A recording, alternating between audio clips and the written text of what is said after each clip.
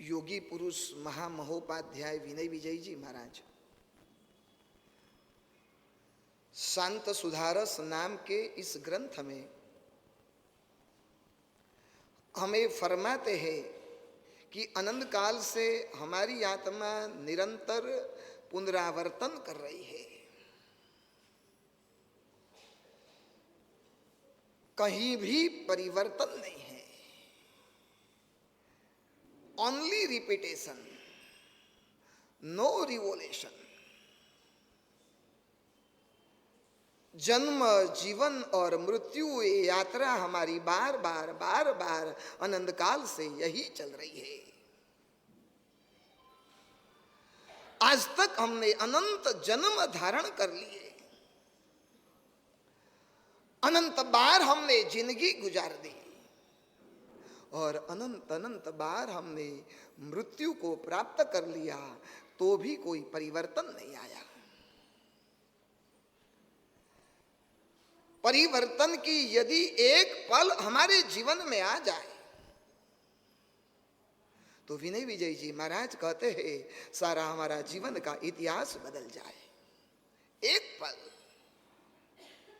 चंड कौशिक के जीवन में एक पल आई और प्रभु ने इतना ही कहा, बुझ बुझ चंड कोशिया। साधु के भव में से जो सांप बना था और सांप के भव में न मालूम कितनी हत्याएं कर दी थी, लेकिन एक परिवर्तन की पल आई और चंड कौशिक मरकर सीधे 12वें देवलोक में चला गया। क्या चाहिए, पुनरावर्तन चाहिए या परिवर्तन चाहिए? एक लोक कथा है, उसमें कठियारा की बात आती है। रोज सुबह में उठता था, हाथ में हथौड़ा लेता था, गांव के बाहर एक पर्वत और सीधा पर्वत पर चला जाता था और पर्वत को फोड़ता था। पत्थर में से छोटे छोटे सुंदर पत्थर बनाकर बाजू वाले शहर में जाकर बेचता था और उसमें से जो आमदनी होती थी उसमें से उसका जीवन का गुजारा चलता था। रोज पुनरावर्तन, सुबह उठना, गांव के बाहर जाना, पर्वत पर चढ़ना, पत्थर को फोड़ना, छोटे छोटे पीस बनाना, बाजार में जाकर बेचना और उसमें से जो रोटी सब्जी मिलती थी उससे उसका जीवन का गुजारा कर देना। आपका भी क्रम यही है ना? हाँ? ठीक है, हम बीच में चौमासा आ गए इसलिए थोड़ा सा क्या हुआ, परिवर्तन हुआ। हाँ? परिवर्तन तो यहां वो तब होगा। और गर्मी की मौसम, आकाश में से सूरज आग बरसा रहा था और इतनी कड़ी धूप में हथौड़ा लेकर वो कठियारा जोर जोर से पत्थर फोड़ रहा था, पसीना बहता था। आकाश में से सूरज की आग, अपना पुरुषार्थ और पसीना, इतनी मेहनत और उसने ऊपर से दूर से देखा एक राजा की सवारी निकली, सोने का रथ, सोने के रथ में राजा बैठा था, पीछे हजारों सैनिक उस राजा की बिरुदावलियां गा रहे थे, राजा का जय जयकार कर रहे थे। और सोने के रथ में राजा जब आ रहा था और रथ जब दौड़ा दौड़ा जा रहा था, तब यह दृश्य देखकर कठियारा को भीतर में एहसास हुआ कि राजा कितना सुखी है और मैं कितना दुखी हूं। राजा कितना सुखी, इस भीषण धूप में सोने के रथ में बैठा है, पीछे हजारों सैनिक उनकी जय जयकार कर रहे, दोनों ओर चामर बींज रहे, ना कोई गर्मी ना कोई धूप, और राजा कितना सुखी। और इतनी कड़ी धूप में, भीषण गर्मी में मुझे हथौड़ा लेकर पत्थर को फोड़ना पड़ता है, पसीना बहाना पड़ता है, और कितना सुखी राजा, कितना सुखी। राजा सुखी है और मैं दुखी। सच बताइए, बैसाख महीना की गर्मी में 1 बजे कोई साधु सड़क पर से गोचरी लेकर निकल रहा है। हाथ में गोचरी का बोझ, मटमेले कपड़े, पसीना बहता है, दाढ़ी मुछ के बाल बड़े हुए हैं और ऐसे भीषण धूप में नंगे पांव सड़क पर से गुजर रहे हैं। आप दुकान में बैठे थे, एसी वाली दुकान थी और एसी वाली दुकान के कांच में से आपने झांका, एक साधु गोचरी लेकर दौड़े दौड़े दौड़े दौड़े उपाश्रय की ओर जा रहे और भागे भागे जा रहे और इतना पसीना, नीचे से सड़क तपी हुई है, ऊपर से सूरज आग बरसा रहा है और इतनी भीषण धूप में उष्ण परिसह सहन करते करते करते करते साधु जा रहे और आप एसी में बैठे हो और एसी में बैठकर साधु को देखते हो। सच बताइए, साधु को देखकर क्या विचार आएगा? हम कितने सुखी और साधु कितने, क्या विचार, क्या विचार क्या आएगा? आपकी सोच क्या रहेगी? धन्य मुनिराज। और आपको नफरत श्रावक, आप हमको धन्य मुनिराज बोलते हो, मैं आपको क्या बोलूं? अधन्य क्या बोलूं? नहीं, विचार क्या आएगा? सच बताइए। नहीं, चुप मत रहो, कुछ तो बोलो। सुदर्शन जी, विचार क्या आएगा? नहीं, वो संयम जयम की बात छोड़ो, आपको तो लेना नहीं है ना।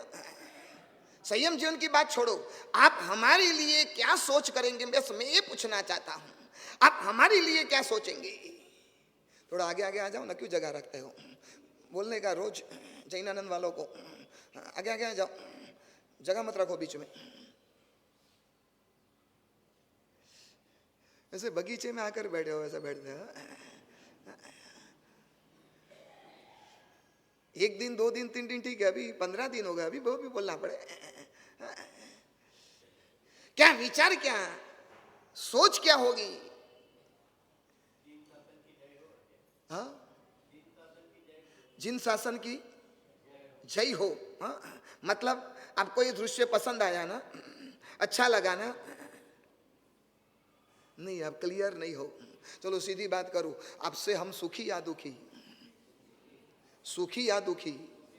क्यों क्यों सुखी? हाँ, नो टेंशन? नहीं, टेंशन तो मुझे भी है। आप बोलते हो टेंशन नहीं है, ऐसा? हाँ, इतना बड़ा संघ को संभालना टेंशन नहीं? हाँ, रतलाम वालों को संभालना, हाँ, टेंशन नहीं है? हाँ, कितना टेंशन? प्रवचनों देना, सारे संघ को संभालना, पाया वालों को पाया करवाना, पहले पाया के लिए प्रेरणा करना, पाया शुरू किया, पाया ठिकाने के लिए प्रेरणा करना, और पेट दुखने आया कि कमजोरी महसूस हुई तो वापस वासक सेप डालना। कितना सुखी या दुखी? नहीं, आप क्लियर नहीं हो। हाँ? साधु तो सुखिया भला, दुखिया नहीं लवलेश। जैसे ही राजा को देखा और तुरंत कठियारा के दिल में ऐसी बात आ गई, राजा कितना सुखी और मैं कितना दुखी। बैठ गया। लोक कथा में कहा जाता है, आकाश में से एक देवदूत गुजर रहा था और देवदूत ने सोचा कि कठियारा उदास है, नीचे उतरा और नीचे उतरकर कठियारा से पूछा, कठियारा उदास क्यों? बस मैं चाहता हूं मैं राजा बन जाऊं, मैं बहुत दुखी हूं, बहुत परेशान हूं, मैं राजा बन जाऊं। और देवदूत ने तथास्तु कहा और कठियारा में से वो राजा बन गया। राजा बनने के बाद उन्होंने सोचा सारी दुनिया की बागडोर मेरे हाथ में आ गई, अब मुझे कोई फिक्र नहीं है, सारी दुनिया का मैं मालिक हूं और दुनिया मेरी गुलाम है, जहां भी जाऊं मैं वहां जा सकता हूं, मुझे कौन रुकावट करने वाला है, मुझे अंतराय देने वाला अब दुनिया में कोई भी नहीं रहा। इधर उधर राजा घूमता है और घूमते फिरते एक बार समंदर के किनारा पर पहुंचा और जैसे ही सागर के किनारा पर पहुंचा उसी समय सागर में बाढ़ आई और जोर से पानी उछला, राजा के कपड़ों पर पड़ा। तब राजा ने सोचा सारी दुनिया को गीला करने वाला मैं, इस सागर ने मुझे गीला कर दिया, मतलब मेरे से भी ज्यादा शक्तिशाली सागर है। अब जी चाहता है चाहे कुछ भी हो जाए मैं सागर बन जाऊं। फिर से देवदूत आया, तथास्तु कहा, सागर बन गया। कठियारा में से राजा बना, राजा में से सागर बना। अब तो शांति हो गई ना? हाँ, अब तो शांति हो गई ना?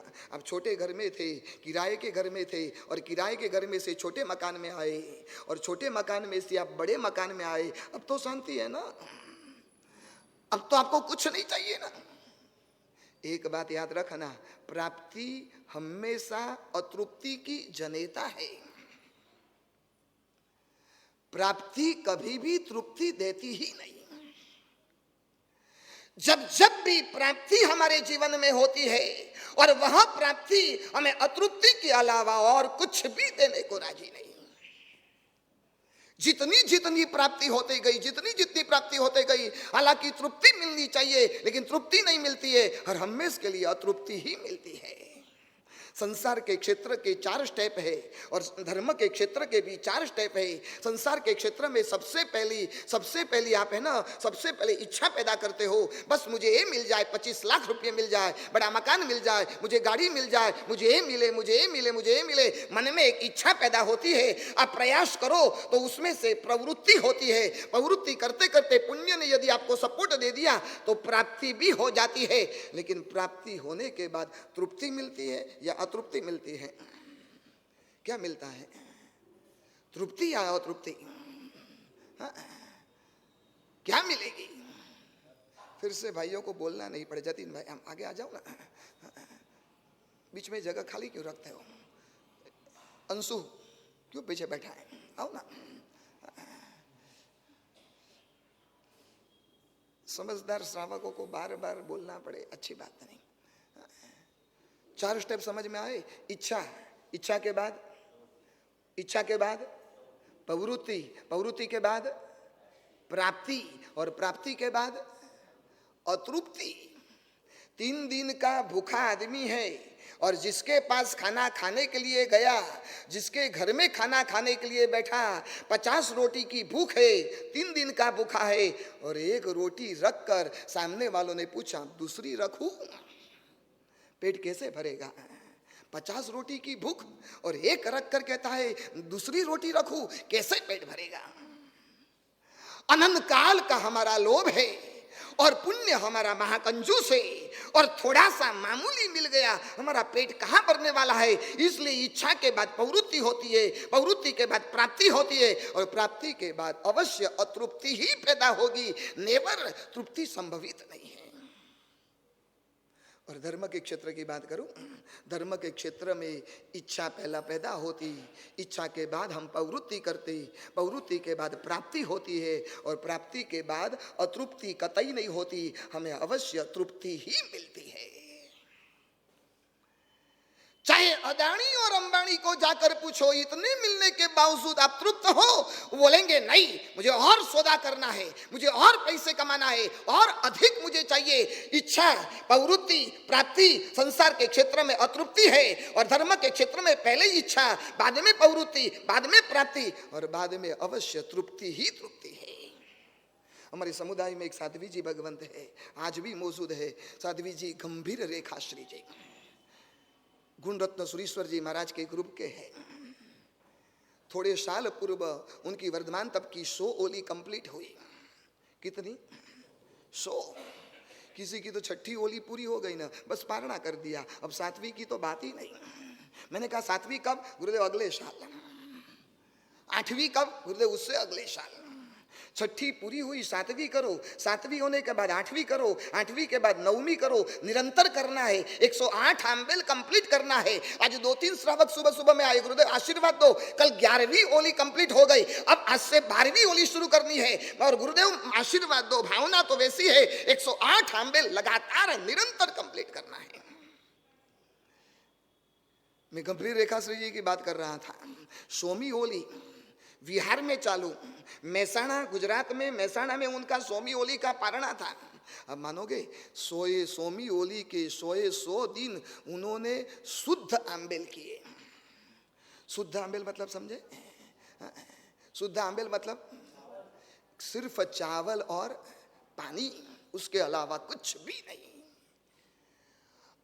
वर्धमान तप की ओली की एवरेस्ट 100वीं ओली कंप्लीट हो रही थी। पारणा में साणा में था गुरु भगवंत के सानिध्य में, और सारा राजस्थान का विहार, और सारे विहार में रोज 25-30 किलोमीटर की विहारों की यात्रा।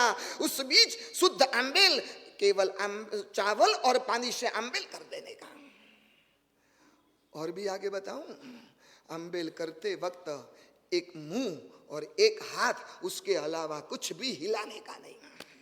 हमको एक दिन सौगंध दिया था ना, उसमें भी कितने हिल गए थे, हाथ मुंह के अलावा सब कुछ हिल गया।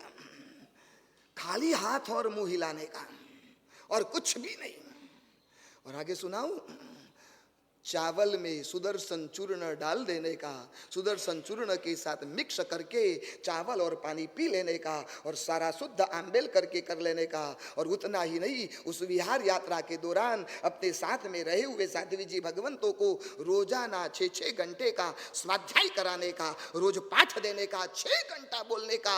अपने आसपास रहे हुए, साथ में रहे हुए साध्वी जी भगवंतों को, पढ़े लिखे थे, विद्वान थे, और इतने ग्रंथ, रोज 6 घंटे का पाठ, रोज का विहार, 100वीं ओली, और उसमें सुदर्शन चूर्ण, उसमें भी शुद्ध आंबेल, और उसमें केवल चावल और पानी। और जब 100 ओली कंप्लीट हुई ना, तब वो साध्वी जी भगवंत मुझे मिले, और उनके मुंह पर जो प्रसन्नता थी, मुंह पर जो आनंद था, गुरुदेव ऐसा लगा कि 99 ओली मैंने शुद्ध आंबेल से क्यों नहीं की, केवल 100वीं क्यों नहीं किया। अब फिर से चाहती हूं, फिर से पाया डालू, फिर से 100 ओली कंप्लीट करूं, लेकिन सारी ओली मुझे शुद्ध आंबेल से करनी है, चावल और पानी के अलावा और कुछ भी नहीं।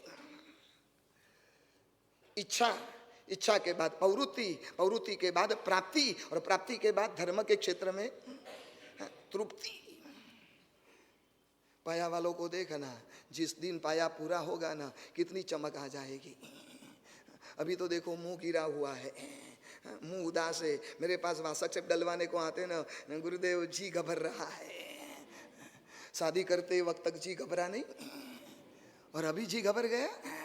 क्या हुआ? क्या इतनी मस्ती से आंबेल करते हो, लोग आपकी सेवा करते हैं, आपकी व्यावच करते हैं, आप जो चीज की डिमांड करो वो देने को तैयार है। रोटी मांगो तो रोटी, खाकरे मांगो तो मांगे। खाकरे स्पेशल आपके लिए सूरत से मंगवाया, और सारी डिमांड आपकी, और जी घबर रहा है। अभी भले जी घबरने दो, पारणा के दिन बोलना जी घबर रहा है तो 6ठी ओली का पचकान दे दूंगा।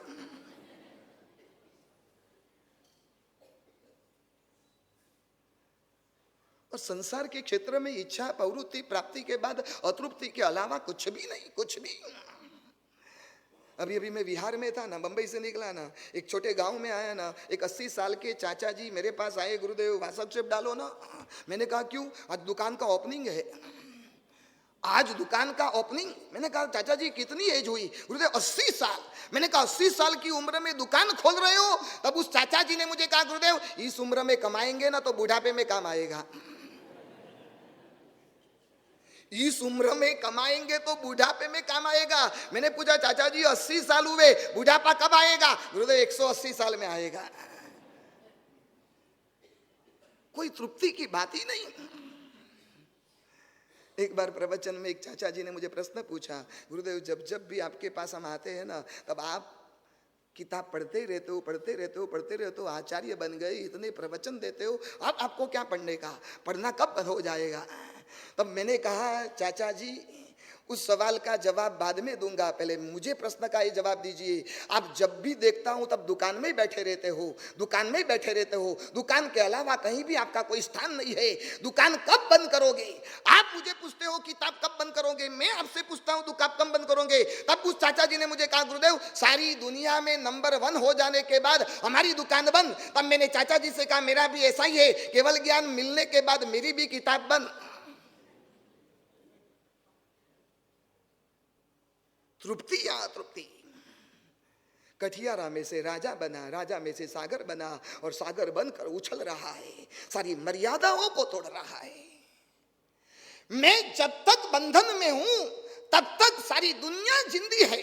जिस दिन मेरे में बाढ़ आ गई, जिस दिन मेरे में बवंडर आ गया और बवंडर की वजह से जब बाढ़ आ गई ना, सारी दुनिया में तहलका मच जाएगा, सारी दुनिया ऊपर नीचे हो जाएगी। ये मेरी ताकत है, आई एम समथिंग। और सागर इधर से उधर उछल रहा है, लेकिन खुशी ज्यादा दिन नहीं टिकी। कहा जाता है ना मुहावरा में, शेर के सर पर कौन होता है? सवा शेर होता है। एक दिन बैसाख महीना की गर्मी और भयंकर मई महीने की गर्मी में सूरज आग बरसा रहा है। आग की वजह से सागर का पानी धीरे धीरे सूखने लगा, सागर छोटा होने लगा और सूरज उसके पर और अधिक तेज डाल रहा है। तब सागर ने सोचा, मैंने बड़ी भारी गलती कर दी, मेरे से भी ज्यादा ताकतवर हो ना तो कौन है? सूरज है। और अब मुझे क्या बनना है? सूरज बनना है। कहाँ के कहाँ देखो तो सही। कठियारा में से क्या बना? जल्दी बोलो, क्या बना? राजा, राजा में से क्या बना? सागर, सागर में से क्या बना? सूरज। अब सूरज बनकर सुखी कौन? सुखी कौन? प्राप्ति में संतोष है और अप्राप्ति में जिसको समाधि है वही इंसान इस जगत का सबसे बड़ा सुखी इंसान है। प्राप्ति में संतोष। अब खाना खाने के लिए बैठे, उस समय रोटी और सब्जी मिल गई, बस संतोष, और मुझे कुछ भी नहीं चाहिए। 2 रोटी खा ली, सब्जी खा ली, बस हो गया, काम कंप्लीट हो गया, आप प्रसन्न हो जाओगे। प्राप्ति में संतोष और अप्राप्ति में समाधि। पत्नी का फोन आया, आज मेहमान आने वाले हैं और हलवा बनाया हुआ है, आप जल्द से जल्द दुकान से आ जाइए। लेकिन ग्राहक ज्यादा थे, तांता लगा हुआ था, लाइन लगी हुई थी। आपने सोचा थोड़ी देर के बाद जाता हूँ, हलवा कहाँ जाएगा। और 1:30 बजे आप पहुंचे। जैसे ही 1:30 बजे पहुंचे और खाना खाने के लिए बैठे, रोटी आई, सब्जी आई, हलवा नहीं। पत्नी को पूछा, हलवा नहीं? आप लेट आए, मेहमान ने हलवा पूरा कर दिया, अब आपको हलवा नहीं मिलेगा। सच बोलो, क्या होगा? समाधि। प्राप्ति में संतोष, अप्राप्ति में समाधि। ठीक है, आज हलवा नहीं मिला तो कल किसने देखा है? आज नहीं मिला तो कल मिलेगा। क्या है? जो मिला ये खा लो। प्राप्ति में संतोष। सच बताऊं, हमें कम मिला है ना, इसलिए हम दुखी नहीं है। कम मिला है इसलिए हम दुखी नहीं है, लेकिन जो मिला है ना वो हमें कम लगता है, इसलिए हम दुखी है।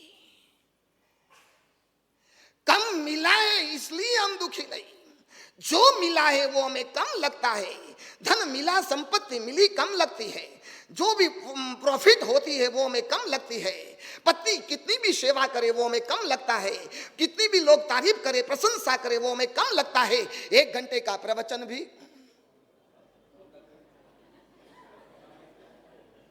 क्यों हंसे? क्यों हंसे? क्यों कम लगता है कि ज्यादा लगता है? 45 मिनट। मुझे भी किसी ने कहा, मैं गांव का नाम नहीं दूं, वहां से श्रावक आया था वंदन करने के लिए। गुरुदेव, हमारे वहां जो चातुर्मास गुरु भगवान थे ना, वो 1 घंटा प्रवचन नहीं देते। मैंने कहा कितना घंटा? 45 मिनट। मैंने पूछा ऐसा क्यों? नहीं, स्कूल में क्लासेस होता है ना 45 मिनट का, बस 45 मिनट बोलते हैं, क्योंकि लोग है ना, लोगों को 45 मिनट ही सुनना है। अब 9:15 बजे का टाइम रखते हो, लोग 9:30 बजे ही आता है और 10:15 बजे आप छोड़ देते हो, बरोबर समय पे बस छोड़ देते हो। पौना घंटा ही सुनना है, इसलिए उस गुरु भगवंत ने तय कर दिया 45 मिनट। अब मैंने सोचा आने वाले चातुर्मास से मैं 1 घंटा प्रवचन नहीं करूंगा। कितना मिनट? क्यों? आप क्यों बोलते हो? आपके वहां करने का है चातुर्मास?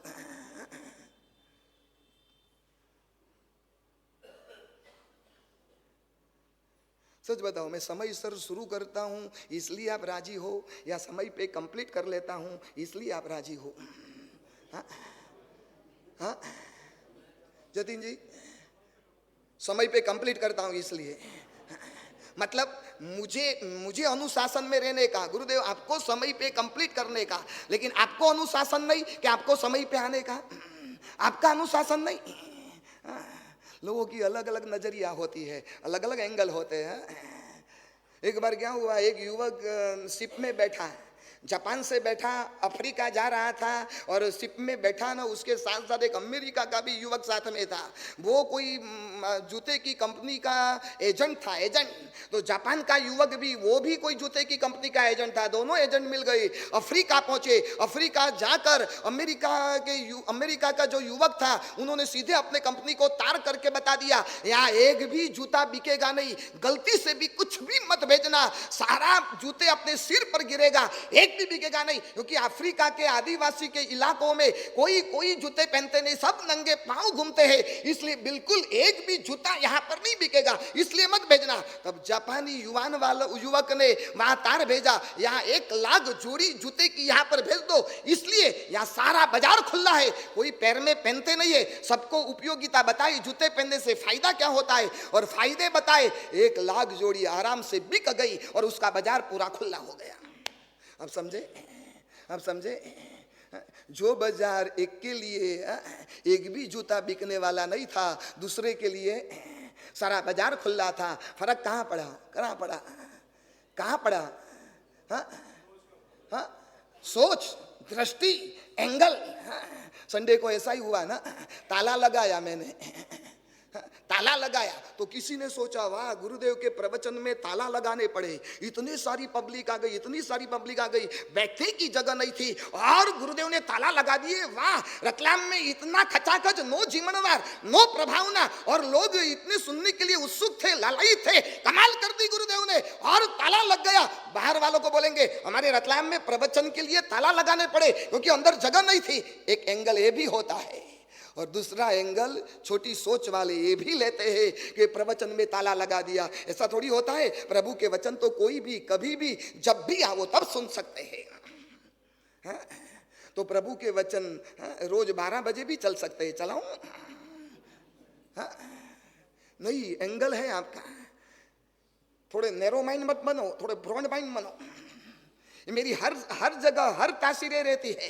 अभी शिविरों में देखना, व्हाइट एंड व्हाइट में आना है, बहनों को केसरिया वस्त्रों में आना है और 9:30 बजे के पहले आना है। 9:30 बजे के बाद दरवाजे बंद हो जाएंगे। ये मेरी बात नहीं है, प्रभु महावीर का सिद्धांत है। अनुयोग द्वार आगम में लिखा हुआ है, अनुयोग द्वार सूत्र नाम के आगम में प्रभु ने लिखा है कि गुरु के पास व्याख्यान सुनना हो, वाचना सुननी हो तो सबसे पहली भूमिका ये बताई है कि गुरु आने से पूर्व हमें वहां पर पहुंच जाना है, गुरु के सामने हमें बैठ जाना है। वो हमारा विनय है, वो हमारा विवेक है और ये हमारा विवेक, ये हमारा एंगल। ये एंगल सोमवार से शनिवार तक नहीं, कम से कम रविवार तो प्रभु की बात मानो। ऐसा कभी देखा नहीं ना ताला लगा हो। अभी तो कई बार ताला लगाएंगे। कभी कभी तो ऐसा भी करूंगा, आप घर में बैठे रहेंगे, मैं बाहर से ताला लगा दूंगा। हाँ, क्यों? मैं बोलूंगा, बाहर से बोलूंगा दीक्षा के लिए हाँ बोलो तब ताला खुलेगा। मजा आ जाएगी। दूसरे दिन दैनिक भास्कर में मेरा फोटो आएगा ना। कौन सी सोच? नैरो माइंड, बिल्कुल नैरो माइंड। सबसे हमारे जैन संघ में सबसे बड़ी कमजोरी है ना, प्लस बहुत है, बहुत। वो पहली शिविर में बताऊंगा, अहो जिन शासनम विषय है, पहली शिविर में बताऊंगा। लेकिन हमारी माइनस जैन शासन में हो ना तो अनुशासन नहीं, नो डिसिप्लिन। समय पे आना, डॉक्टर की आपने अपॉइंटमेंट ली हो, 8:30 बजे आपको डॉक्टर ने दवाखाने में अस्पताल में बुलाया हुआ हो, 8:30 बजे का डॉक्टर ने टाइम दिया है, सच बताइए आप कितने बजे वहां पहुंच जाओगे? 8 बजे। रतलाम से अहमदाबाद की ट्रेन रात को 10 बजे की है, 11:30 बजे की आपको ट्रेन है और 11:30 बजे ट्रेन रतलाम से निकलने वाली है। आपको अहमदाबाद जाना है, रिजर्वेशन कर दिया है। सच बताइए रतलाम स्टेशन पर आप कितने बजे पहुंच जाओगे? कितने बजे? हाँ, 11 बजे। कहीं शादी ब्याह हो और वहां आपको इनविटेशन दिया हुआ है और आपको वहां पर पहुंचना है सुबह में, समझ लो कि 11 बजे की शादी है। सच बताइए शादी में आप 12 बजे पहुंचोगे? कितने बजे पहुंचोगे? संसार के हर क्षेत्र में आप बिफोर टाइम, तो धर्म के क्षेत्र में बिफोर टाइम क्यों नहीं? दुनिया के हर क्षेत्र में अनुशासन है, सिर्फ धर्म में नहीं। रतलाम वालों को मुझे अनुशासन सिखाना है, चाहे मैं कड़वा बनूंगा तो बनूंगा, चाहे मेरे लिए आप कुछ भी बोलो, बोलते रहो, मुझे कोई फर्क नहीं पड़ता है, चाहे कुछ भी हो जाए। लेकिन संडे के दिन तो अनुशासन सिखाना है, सिखाना है। समय पे पहले आना है, प्रवचन होने के पश्चात आपको बाहर निकलना है और एक बार लगना चाहिए कि नहीं, हर संडे के दिन रतलाम में गुरुदेव को सुनने के लिए सारे हजारों लोग रविवार के दिन सुबह से पहले आ जाते थे। और पिछले संडे का जो माहौल, जिन्होंने भी दृश्य देखा ना, मुझे बंबई से फोन आया, गुरुदेव क्या रतलाम में माहौल है? मैंने कहा ये रतलाम की सेव की ताकत है। मुझे एक बार यहाँ के सेव खाओ ना, मैं तो नहीं खाता हूँ क्योंकि बहुत तीखी है। हाँ, तीखी फीकी भी आती है, कभी बहराई तो नहीं। हाँ?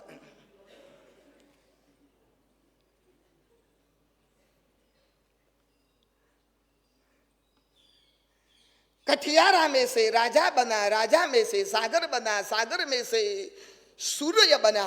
सूर्य बनने के बाद भी वो राजी नहीं। क्या हुआ पता है?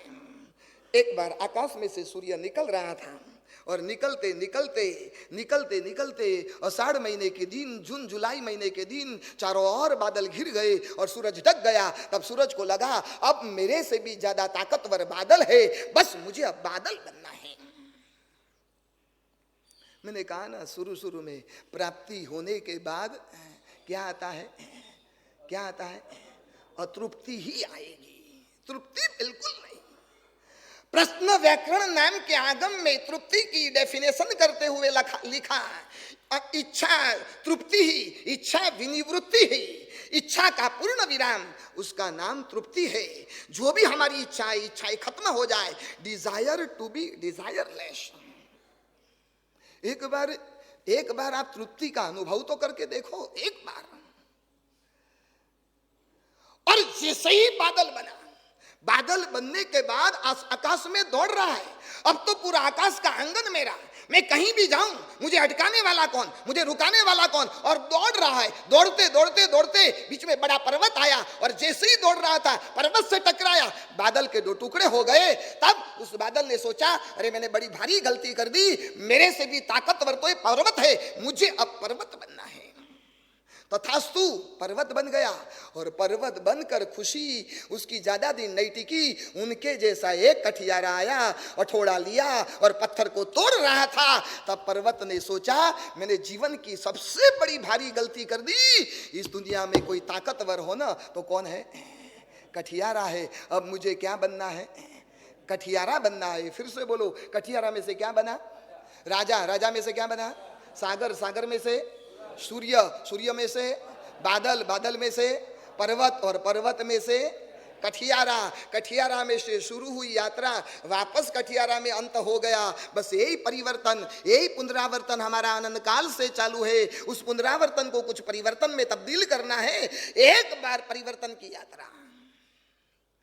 उपाध्याय विनय विजय जी महाराज इस श्लोक में हमारे सामने 4 शब्द रखते हैं। ये 4 शब्द महज आपकी जिंदगी है। 4 शब्द के इर्द गिर्द ही आपका सारा जीवन घूम रहा है। ये 4 शब्द के अलावा जीवन में और कुछ भी नहीं। कौन से 4 शब्द हैं? बड़े महत्व के हैं। नंबर 1, पहले नंबर का शब्द है कुछ, कुछ। दूसरे नंबर का शब्द है कुछ कुछ। तीसरे नंबर का शब्द है बहुत कुछ और चौथे नंबर का शब्द है सब कुछ। 4 शब्द याद रह गए। नंबर 1, हाँ, सभी का स्वाध्याय होना चाहिए। नंबर 1, नंबर 2, नंबर 3 और नंबर 4 सब कुछ। किसी को इस दुनिया में कुछ मिलता है तो कुछ लोग ऐसे भी हैं जिनको इस दुनिया में कुछ कुछ मिलता है। कुछ लोग ऐसे भी हैं जिनको बहुत कुछ भी मिलता है, लेकिन सब कुछ इस दुनिया में किसी को मिला नहीं, किसी को मिलता नहीं और किसी को मिलने वाला भी नहीं। नेवर। सारा ब्रह्मांड खोज ला लो ना। बड़े बड़े चक्रवर्ती, राजा महाराजा, धनपति श्रेष्ठी हो गए। सभी को कुछ मिला, कुछ कुछ मिला, बहुत कुछ मिला, लेकिन सब कुछ आज तक किसी को नहीं मिला। कुछ न कुछ अभाव तो इनको खलता होगा, कुछ न कुछ कमी तो इनको महसूस होती होगी, कुछ न कुछ इच्छाएं में उसकी विफलता प्राप्त की होगी। सब कुछ इस दुनिया में किसी को मत मिला। इसलिए विनय विजय जी महाराज कहते हैं, सब कुछ के लिए मत भागो। सब कुछ पाने का ये तरीका नहीं है। कुछ मिला, किस्मत ने साथ दिया तो कुछ कुछ मिलेगा, और ज्यादा प्रयास किया तो बहुत कुछ मिलेगा, लेकिन सब कुछ नेवर पॉसिबल। एक आदमी को किसी ने टाइम पूछा कितने बजे, उन्होंने लेफ्ट साइड का हाथ ऊंचा किया और घड़ी में देखा 10, और राइट साइड की हाथ में दूसरी घड़ी में देखा 10 में 10 बाकी, 10 में 5 मिनट बाकी। तब वो घड़ी समय पूछने वालों ने पूछा, भैया आप 2 घड़ी में क्यों देख रहे हो? तब उस आदमी ने खुलासा किया, भैया एक आदमी में, एक घड़ी में है ना घंटे का कांटा है और दूसरे घड़ी में है ना मिनट का कांटा है। एक में घंटे का कांटा है तो मिनट का कांटा नहीं है, दूसरे में मिनट का कांटा है तो घंटे का कांटा नहीं है। जीवन में एक भी घड़ी ऐसी तो लाओ जिसमें मिनट का कांटा, जिसमें घंटे का कांटा और जिसमें सेकंड का कांटा, तीनों कांटा एक साथ रहे। दुनिया की कोई ताकत नहीं। कुछ मिलता है यहाँ, कुछ कुछ मिलता है। तीसरे नंबर में यहाँ बहुत कुछ मिलता है, सब कुछ नेवर पॉसिबल। सोना देखो, सोने की कितनी चमक दमक है, सोने में कितना मूल्य है, कितना महंगा है। सोने में बहुत कुछ है, सब कुछ नहीं। सोने में सुगंध नहीं है, इसलिए तो हमारे वहाँ मुहावरा बन गया ना, सोने में सुहागा। बहुत कुछ है लेकिन सोने में क्या नहीं है? सुहागा नहीं है।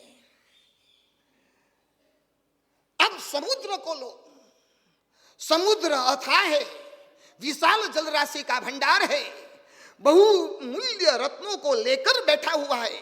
कितने हीरे मोती उसके पेट में, गर्भ में रहे हुए हैं। समुद्र में बहुत कुछ है, सब कुछ नहीं। समुद्र का पानी खारा है, मिठास नहीं है।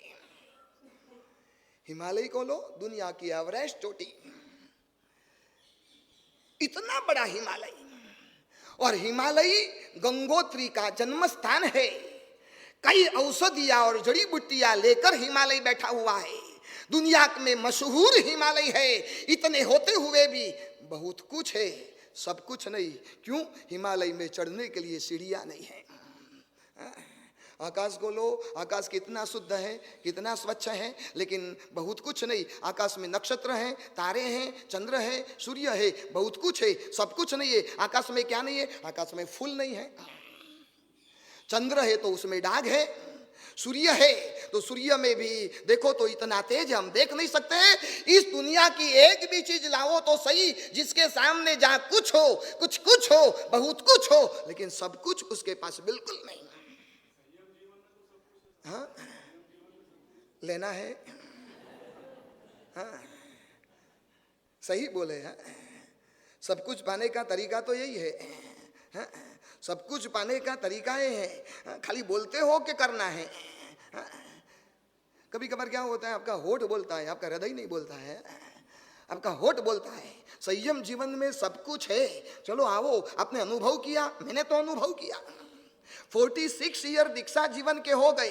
हजारों प्रतिकूलताओं मेरे जीवन में आई, हजारों विफलताएं मेरे जीवन में आई। मैं हर जगह सफल रहा हूं वैसा मत मानना, कहीं कहीं मैं भी विफल रहा हूं। तभी भी इससे इतनी विफलताएं, इतनी दिक्कतें, इतनी कठिनाइयों के बावजूद भी संयम जीवन में सब कुछ है, सब कुछ। I am very very happy, एकदम मजे से जी रहा हूं। मुझे कोई भी शिकायत नहीं, कोई कंप्लेंट नहीं है। और मेरे जीवन के लिए कोई भी प्रतिकूलता, मैं प्रभु का उपकार मानता हूं। प्रभु हजार प्रतिकूलता आ जाए, मुझे कोई दिक्कत नहीं। संसार और संयम में इतना फर्क है। संसार में का नियम है, जितना इकट्ठा करूंगा उतना मुझे सुख मिलेगा, जितना इकट्ठा करूंगा उतना मुझे सुख मिलेगा। और संयम का नियम है, जितना मैं छोड़ूंगा उतना मुझे सुख मिलेगा। तुम्हारे वहां इकट्ठा करने से सुख मिलता है, हमारे वहां छोड़ने से सुख मिलता है। Earn more to have more, ये तुम्हारे संसार का नियम है।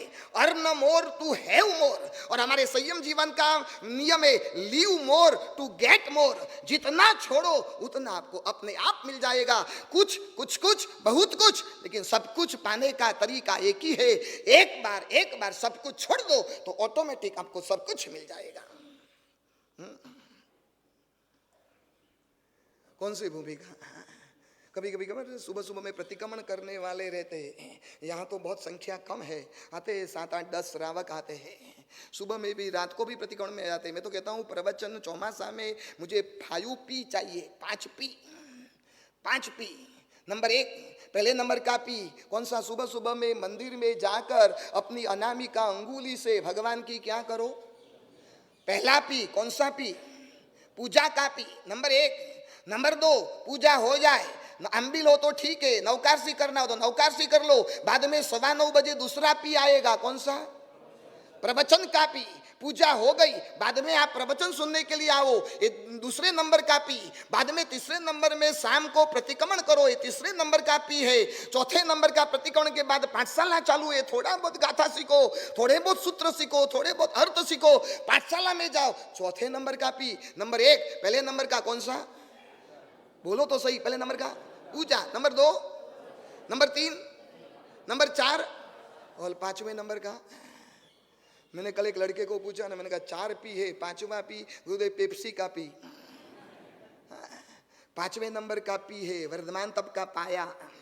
हाँ, चातुर्मास में यदि आज तक जीवन में आपने पाया न डाला हो, सेकंड राउंड में रह गए, 250 लोग आगे बढ़ रहे, और अब दूसरा राउंड आएगा 2 अगस्त को दूसरा राउंड चालू हो जाएगा, और 22 अगस्त को उसका पारणा हो जाएगा। दूसरे राउंड में अब मुझे जुड़ना जाना है, वर्धमान तप का पाया मुझे कर देना है। ये 5 पी, पूजा, प्रवचन, प्रतिक्रमण, पाठशाला और पाया, ये 5 पी यदि इस चातुर्मास में हो गया ना, तो मान लो आपका चातुर्मास सफल हो गया। प्रतिक्रमण करते हो, प्रतिक्रमण करते हो? हाँ? नहीं गुरुदेव ऐसा पूछो ना, गुरुदेव पाप लगता है? हमको पाप ही नहीं लगता, हम तो रतलाम वाले इतने किस्मत वाले हैं, इतने किस्मत वाले। सच बताओ, रतलाम वालों की तो मुझे कभी कभी ईर्ष्या आती है। हम देखो चारों ओर कहीं भी गली में जाओ, मेरे शिष्य मुझे बोलते हैं कि गोचरी हम 4 साधु, कितनी गोचरी चाहिए? मैं तो 2 रोटी खाता हूँ, ज्यादा नहीं खाता हूँ, कितना खाना चाहिए? और साधु जब गोचरी के लिए निकलते, सारे गली वाले खड़े हो जाते, गुरुदेव मेरे घर, गुरुदेव मेरे घर, इतने घर, इतने घर। जिस गली में जाओ वहां सारे जैनों के घर, जिस गली में जाओ वहां सारों जैनों के मंदिर, जिस गली में जाओ वहां उपास रही, जिस गली में जाओ वहां अम्बेल खाता। और इतना तो माहौल कहीं भी नहीं मिलता है। मुझे तो लगता है रतलाम वाले सभी महाविदेश से आए हो, रिटर्न टिकट लेकर आए हो, वापस मरकर कहां जाओगे? तुम्हारे बाप का महाविदय होगा। खुश हो गए, गुरुदेव महाविदय से आए और वापस मरकर महाविदय में जाएंगे।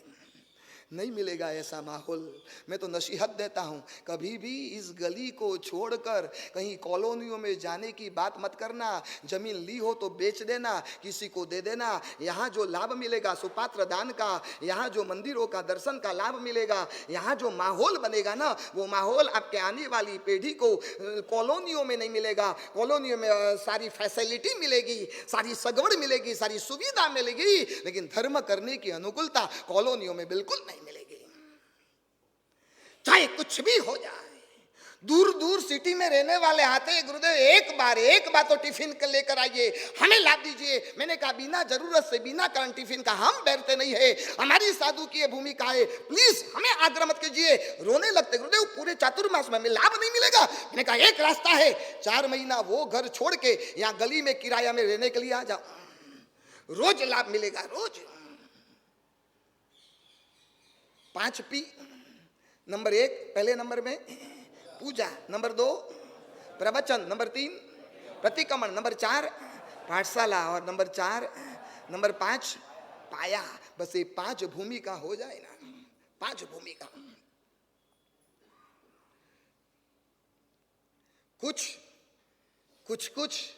नंबर 3 बहुत कुछ, और नंबर 4 सब कुछ पाना है। सब कुछ पाने के लिए तरीका है, उसके अलावा और कुछ भी नहीं।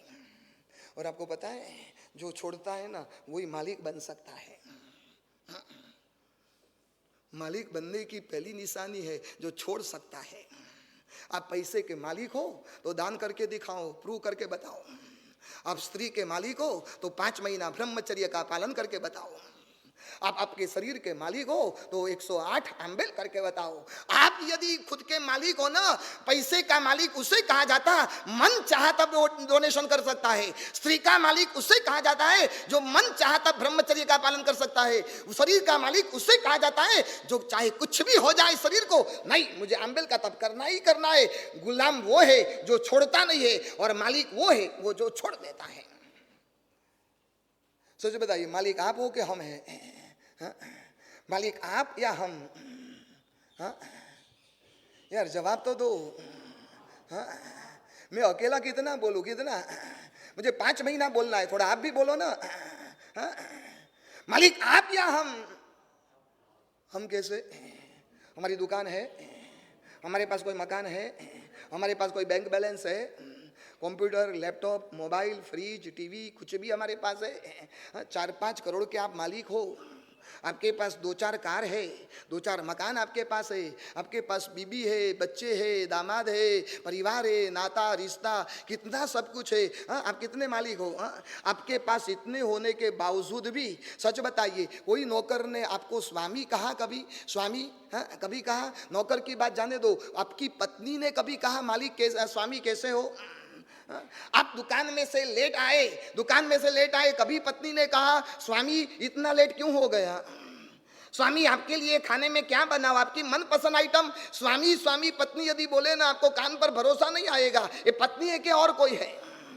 आप इतने मालिक होते हुए भी कोई आपको स्वामी कहने को तैयार नहीं। और हम भिक्षा से 2 रोटी खाते हैं, 2 कपड़े हम पहनते हैं, तब तो भी हमें सारी दुनिया कहती है इचकार सुहराई सुख तपस्वी निराबाद सुख संजम जात्रा निर्भवो छोजी, बाद में स्वामी साता छे जी। स्वामी आप या हम? कौन? अभी तो बोलना ही पड़ेगा ना। आपकी हालत तो ऐसी है ना, जान दो, शिविर में बात करूंगा। आज गुरुवार हुआ, अभी 2 दिन रहा, शुक्रवार और शनिवार, अभी तो एक रविवार गया नहीं और दूसरा रविवार आ गया। पूज्यपाद आचार्य भगवंत रत्न सुंदर सुरीश्वर जी महाराज के समय कुछ लोग कहते हैं उस समय जो माहौल दिखा था वो माहौल अभी इस वक्त बन रहा है।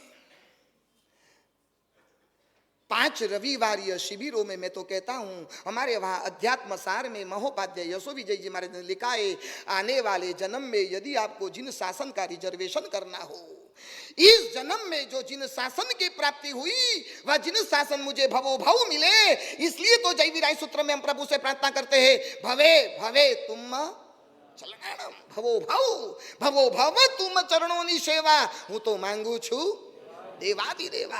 आने वाले भव में भी यदि जिन शासन अभी आपको मिले, उसके लिए अध्यात्म सार में उपाध्याय जी महाराज ने रास्ता बताया, धर्मे अन्यस्य योजनम, आप दूसरे किसी को धर्म में जोड़ो। आपको यदि ऐसा लगा हो जिस धर्म की प्राप्ति से मेरे दुर्गति के दरवाजे बंद हो गए, उस धर्म के मार्ग में मेरे अड़ोस पड़ोस को, मेरे नाते रिश्तेदार को, किसी न किसी को मैं इस धर्म के मार्ग में जोड़ूं। उपदेश माला में धर्मदास गणी जी महाराज ने लिखा, शैलम्मी वी जीवलोए तेण इयम घोषियो अमाघाओ जेण इक्कम पी बोहिज जिन वयणे, जिसने इस एक आदमी को धर्म के मार्ग पर छोड़ा ना, तो समझ लेना 14 राजलोक में अभयदान की जिन्होंने घोषणा कर दी। हमारे पास ये दृष्टि नहीं है, हमारे पास एंगल नहीं है। चलो मैं धर्म करता हूं, मैं प्रवचन में जाता हूं, मुझे गुरुदेव का प्रवचन पसंद है, लाओ अड़ोस पड़ोस में से किसी को एक को लेकर जाओ, एक को प्रेरणा करो, यार तू भी आओ ना, तू भी सुनना, और वो सुनेगा, जीवन परिवर्तन होगा, आने वाले भव में उसकी सदगति प्राप्त होगी। समझ लेना आपके लिए तो जिन शासन का बुकिंग 100% हो गया। क्या करना है आज? इतना करोगे, इतना 2 शिविर के पास आपको लेकर जाना है, 2 पास। एक पास कितने रुपये का है? 50 का। 2 पास कितने का होगा? 100 रुपया लाए हो कि प्रभाव ना कराऊं? हाँ 100 रुपया लाए हो? हाँ तो बोलो यार। हाँ विनोद भाई नहीं लाए ना? हम बोलो ना खुमारी से, मैं नहीं लूंगा, मुझे नहीं चाहिए, मैं तो स्वामी हूं, मुझे क्या चाहिए? हाँ आप मेरे पास गुरु पूजन में चाहे 5000 की नोट रखो या 500 की नोट रखो या सोना रखो या चांदी रखो, मुझे कोई फर्क नहीं पड़ता। मैं कभी थाली के सामने देखता भी नहीं हूँ किसने 110 रुपया डाला और किसने 1000 रुपया डाला, किसने 5000 डाला, चाहे कुछ भी हो जाए, मेरा वासक से तो वो का वही रहेगा, मुझे कोई फर्क नहीं पड़ता है। आपके जेब में 100 रुपया है कि नहीं है? पैसे की बात आती है ना, पता नहीं हर जगह मैं कहीं भी प्रवचन में पैसे की बात करूं ना, लोग नजर नीची कर देते। मैंने एक बार पैसे पर बहुत बोला, बहुत इतना प्रवचन दिया, जोरों से प्रवचन दिया। तब एक आदमी खड़ा हो गया। कभी कभी मैं जोश में आ जाता हूँ ना, ऐसा बोलता हूँ, कोई खड़ा हो गया, गुरुदेव आपके पाप कभी कभी पैसे पैसे पैसे पैसे कर रहे हो गुरुदेव, आपके पास जो चीज है वो हमने मांगा, तो हमारे पास जो है क्यों मांगते हो? आपके पास आप रखो, हमारा हमारे पास रखे। ये डायलॉग सिखाता नहीं हूँ, हाँ, नहीं तो आप भी मेरे सामने बोलने लगोगे। अरे तरह तरह की खोपड़ियां मुझे मिलती है गांव में। उस दिन नहीं, वो बेलन वाले मिले थे, बेलन गिर गया तो क्या करने का बोलो। मेरे 55 साल की लाइफ में बेलन पहली बार सुना, पहली बार। तरह तरह की खोपड़ियां मुझे मिलती हैं। उसने मुझे कहा गुरुदेव पैसे पैसे पैसे, कभी 2 घंटे से पैसे पर बोल रहे थे। आपके पास जो चीज है वो हम कभी मांगते नहीं है, तो हमारे पास जो है वो आपको मांगना नहीं चाहिए, आपका आपके पास रखो और हमारा लो। बोले ना, आज 100 रुपया देकर 2 पास लेकर जाना, धर्मे अन्य से योजनम। जो लोग खिचड़ी घर चलाते हैं ना, जो लोग हर संडे को गरीबों को कुछ बांटते हैं ना खाना, उन लोगों को मैं बोलता हूं ऐसे द्रव्य दया मत करो, साथ साथ में भाव दया भी करो। उसको उसके पास नमो रियंताणम एक बार बुलाओ, एक बार भगवान महावीर की जय तो बुलाओ। इस जन्म में बोलेगा तो आने वाले जन्म में उसको जिन शासन की प्राप्ति हुए या ना हुए, आपको तो 100% हो जाएगी। आज 2 पास लेकर जाना। जो सत्संग में रुचि नहीं रखते हैं, प्रवचन जिसको पसंद नहीं, वैसे हजारों, मुझे नहीं बोलना चाहिए। मैं एक भाग्यशाली के घर पर पगलियाँ करने को गया था थोड़े दिन पूर्व। उसके बेटे को मैंने पूछा, मैंने कहा मंदिर जाते हो? जी नहीं गुरुदेव। कभी साधु संत के दर्शन में जाते हो? जी नहीं गुरुदेव। तब मेरे आँख में से आंसू निकला कि इतनी सारी अनुकूलता के बावजूद भी हमारा कोई जैन श्रावक परमात्मा का दर्शन भी नहीं करें। ये भूमिका। ऐसे लोगों को मेरी शिविर में पहले लेकर आना। पहले 5 रविवार 9:30 बजे शुरू हो जाएगा। उस दिन सामायिक नहीं लेना है, सामायिक में बिल्कुल नहीं। और भाइयों को कंपलसरी व्हाइट एंड व्हाइट में आना है, हा? और बहनों को केसरिया वस्त्रों में आना है। 9:30 बजे के बाद दरवाजा बंद। और मैं नहीं बोलता हूँ, आप बोलते हो। जिसकी जिसकी सोच। मैंने बोला ना, वो जापान का कंपनी का एजेंट, उन्होंने लाखों बूट बिक दिया, बड़ी सोच थी। और छोटी सोच वाला जो अमेरिका का एजेंट था, वो बिल्कुल खाली चला गया। यहाँ अफ्रीका में बाजार ही नहीं है। नहीं, अलग अलग तरीके से ऐसा बोलना। हमारे गुरुदेव के प्रवचन इतने जबरदस्त है ना कि इतनी पब्लिक आई, कंट्रोल करने के लिए ताला लगाना पड़ा और लोग वापस चले गए। पिछले टाइम मेरी बोरीवली में कार्टर रोड में शिविर, करीब 1800 नौजवान की कैपेसिटी थी और पूरा खचाखच भर गया। 9:25 को दरवाजे बंद करने पड़े और 500 लोग वापस रिटर्न गए। और बाहर जाकर क्या कहा बताए? क्या गुरुदेव की ताकत है, क्या ताकत। अभी तो 9:30 भी नहीं बजे और 500 लोगों को वापस लौटा दिया। एक भूमिका। और पहले शिविर का पहला विषय रहेगा अहो जिन शासन। एक बार जिन शासन के लिए सुनो तो सही, आपका खून गर्म हो जाएगा। एक बार जिन शासन क्या है वो तो समझ लो। जिस जिन शासन को पाकर हमारी दुर्गति अटक जाती, हमारी दुर्गति के दरवाजे बंद हो जाते। जिन शासन कितना महान है, जिन शासन की कल क्या थी, जिन शासन की आज क्या है, और आने वाले समय में जिन शासन के हाल क्या होंगे। बहुत हमारी खराब परिस्थिति है, बहुत। ठीक है, मैं प्रवचन में आपको हंसाता हूँ, बात अलग है। भीतर से मुझे पीड़ा है, मुझे वेदना है। पारसियों, जिस देखना देश में पारसियों की संख्या धीरे धीरे कम हो रही है। और ऐसा लगता है 50 साल के बाद पारसी की कौम, पारसी समाज पूरा अस्तित्व नेस्त नाबूद हो जाएगा।